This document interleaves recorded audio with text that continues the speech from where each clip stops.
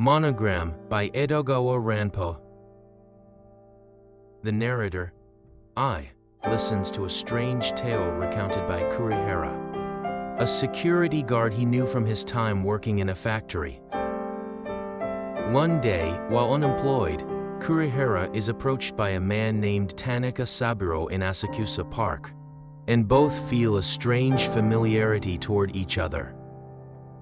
Though they feel like they have known each other before, no amount of conversation helps them recall where they might have met. A few days later, Tanaka visits Kurihara, revealing that he found Kurihara's photo hidden in his late sister's hand mirror, and suspects that she had feelings for him. Kurihara learns that Tanaka's sister was his former unrequited love, Sumiko Kitagawa, and feels both surprise and a tender nostalgia. Noticing the embroidery on the hand mirror, Tanaka interprets the initials IS as representing Ichizu Kurihara and Sumiko's names, leading Kurihara to believe in her feelings for him.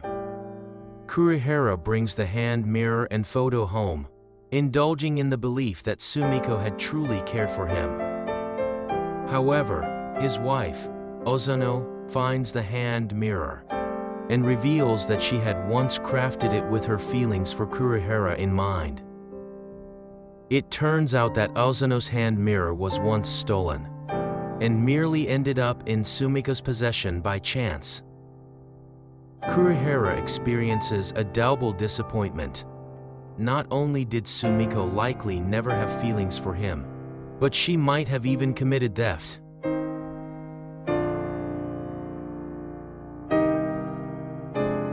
Monogram by Edogawa. Ranpo skillfully illustrates the ambiguity of memory and past connections, as well as the illusions created by a chain of coincidences.